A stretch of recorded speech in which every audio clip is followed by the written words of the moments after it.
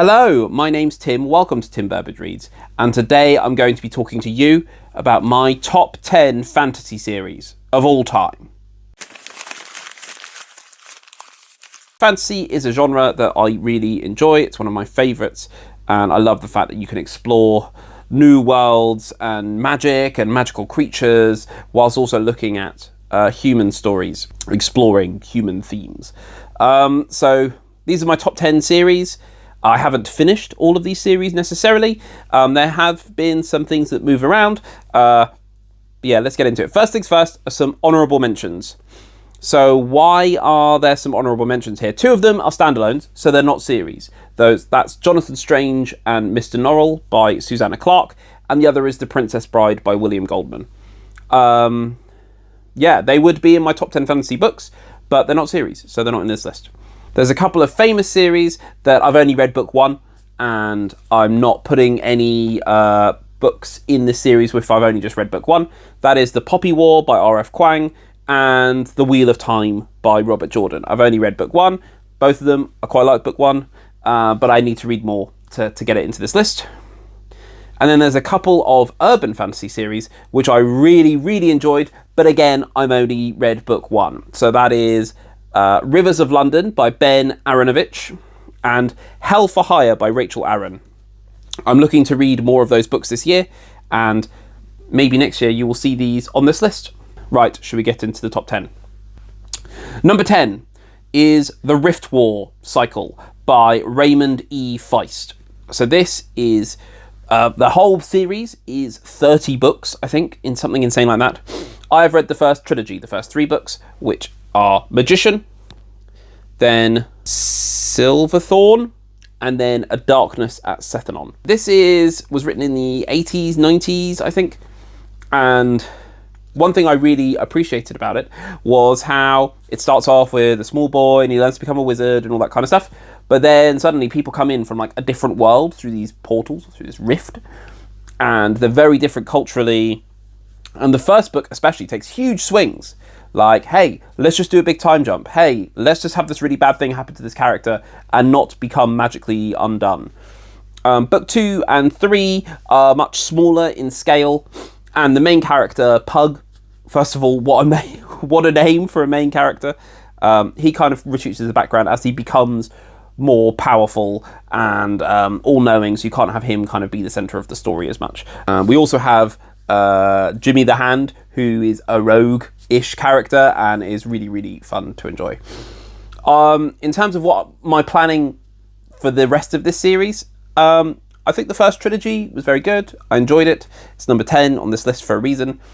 I think the next step is for me to read the Empire trilogy, I think it's called, where it was Raymond E. Feist wrote it with Janny Wirtz. I'm looking forward to reading that. I haven't found copies. I'm not like desperately going out to find it because I think this trilogy is pretty good by itself. And then seems like conventional wisdom is the quality of the series does kind of degrade over time. But I still very much enjoyed the first trilogy, so that's why it's number 10 on this list.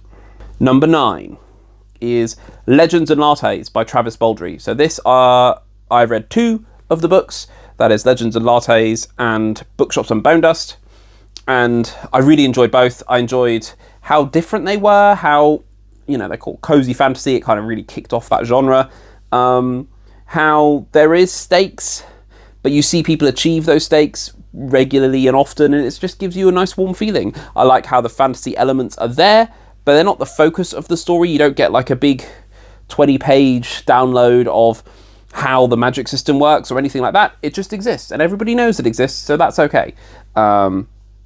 Yeah, I've got Brigands and Bread Knives, which is book 3, and I'm looking forward to reading that.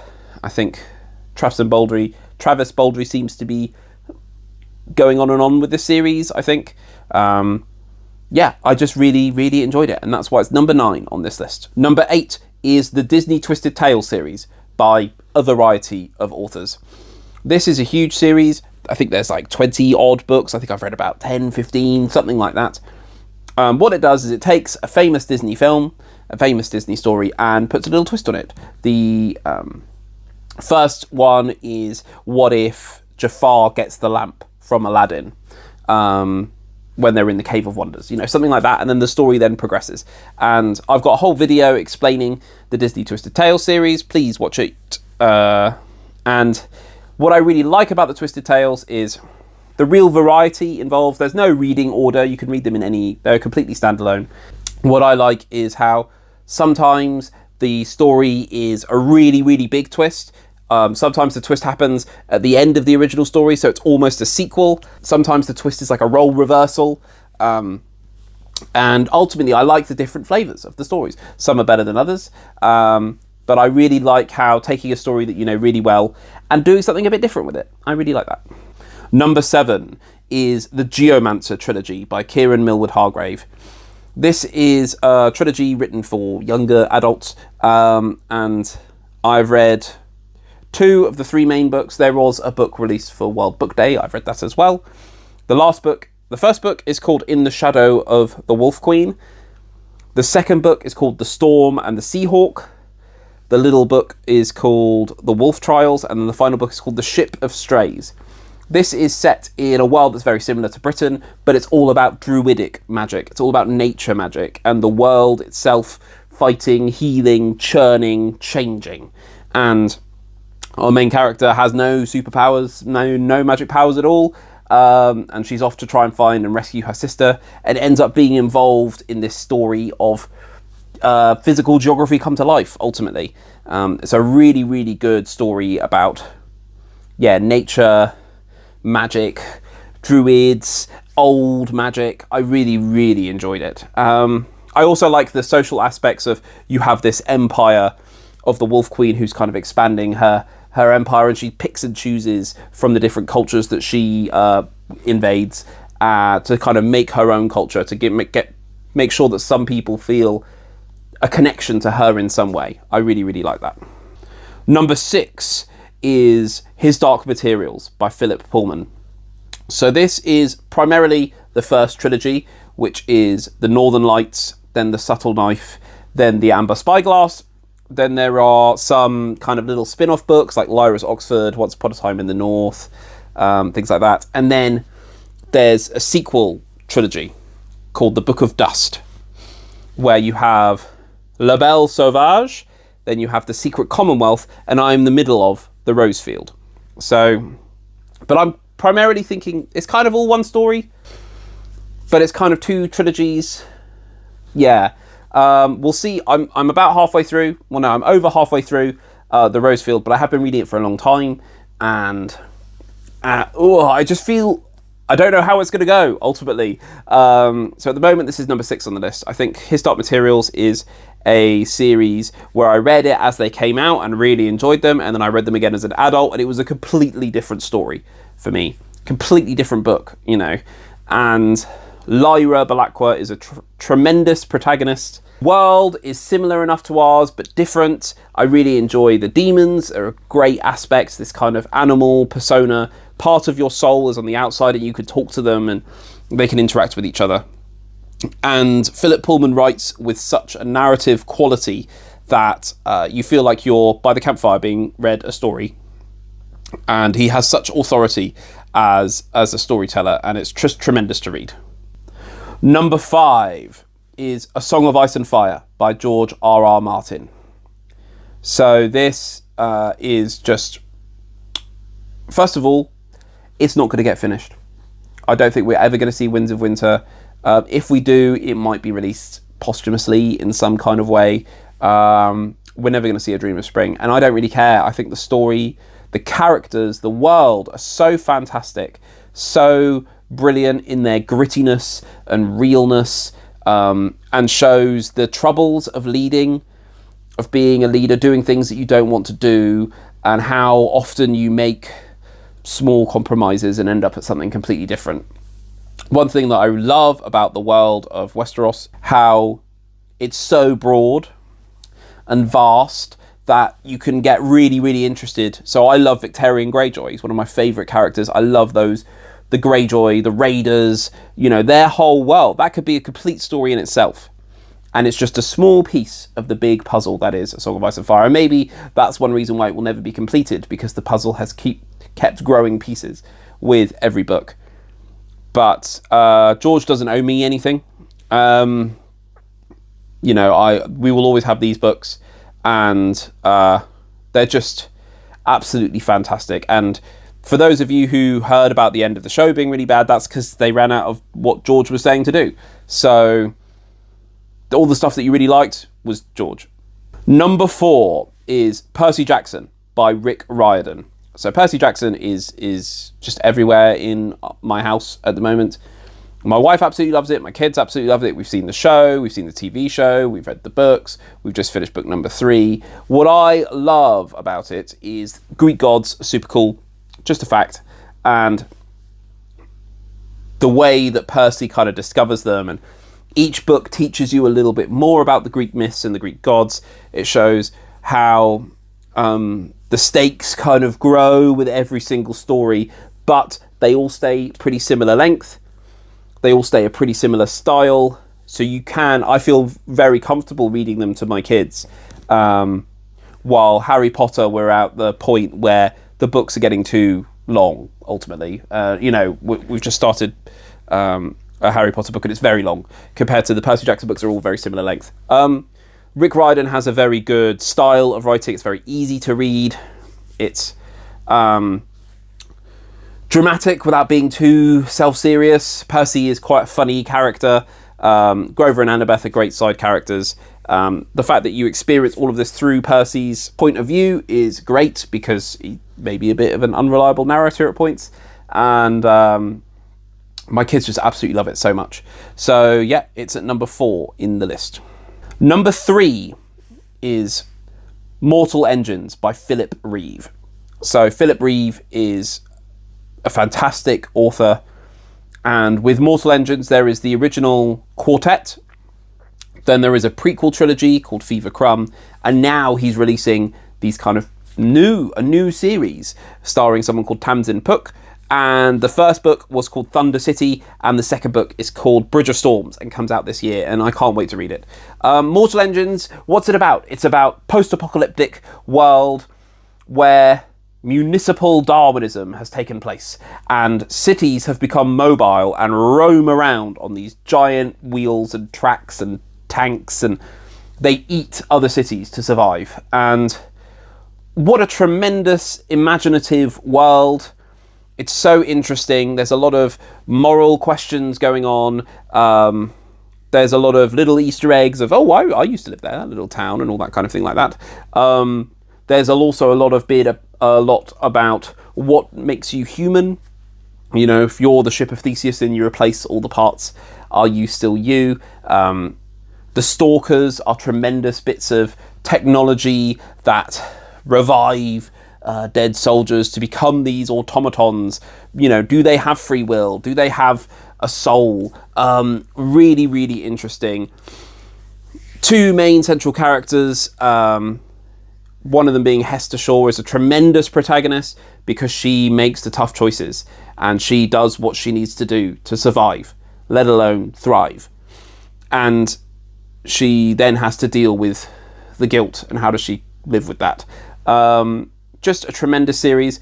I remember reading them and getting really emotional when reading them, especially the last book, A Darkling Plain. That has the best ending of any series, I think, ever, that I've ever read.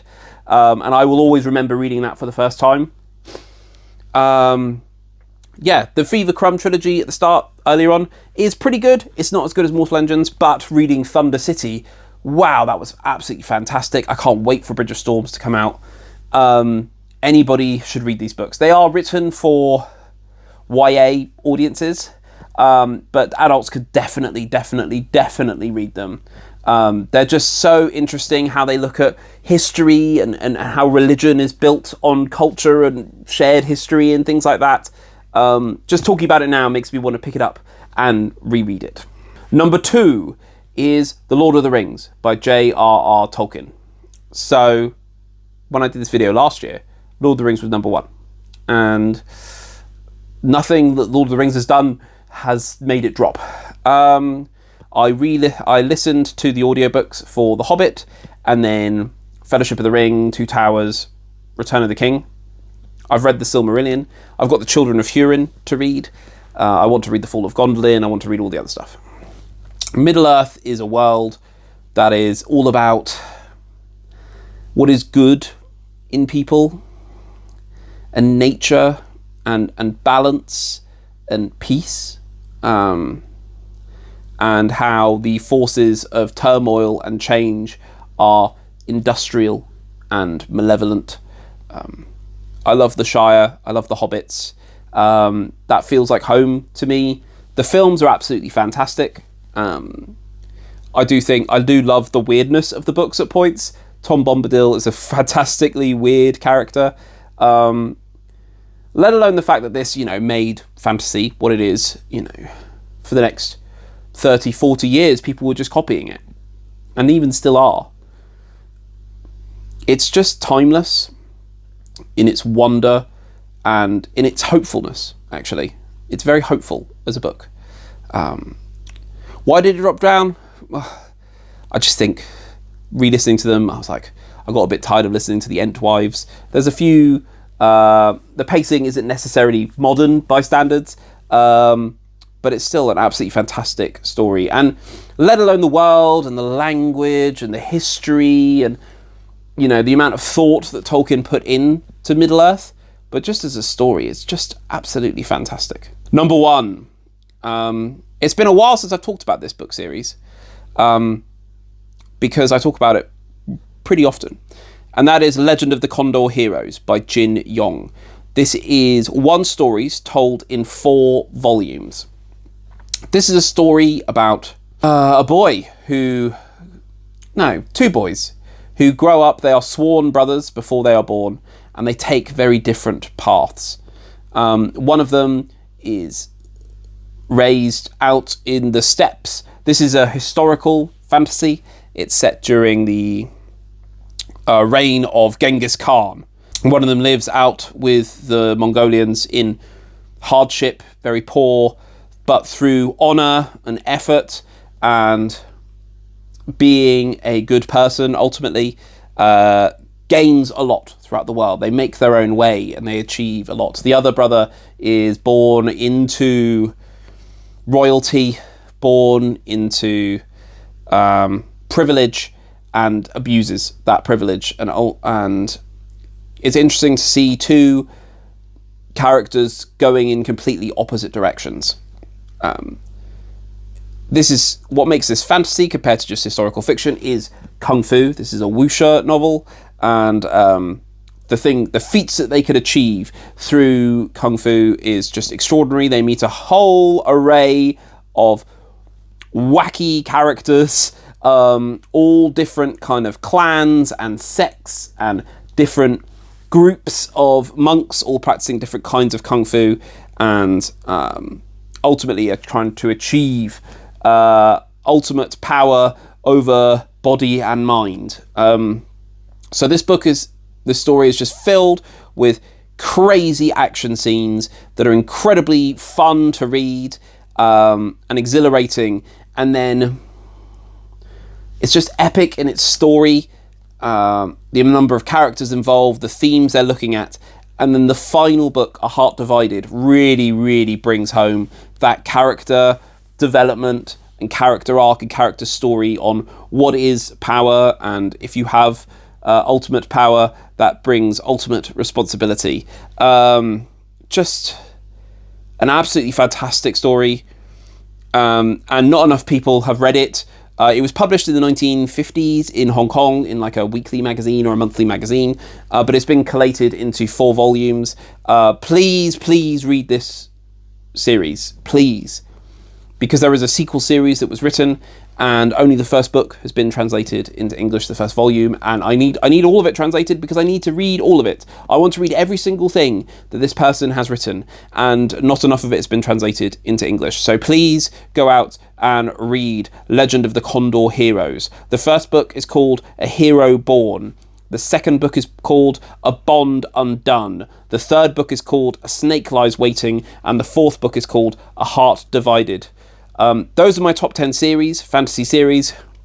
Let me know in the comments below what ones I put in the wrong place. Let me know in the comments below what series I'm missing, you know, because if you're thinking of why hasn't he put this in there, I probably haven't read it. So let me know in the comments below. Please give this video a like. Please subscribe if you want to see more, and I'll see you in the next one. Now, get out of my house!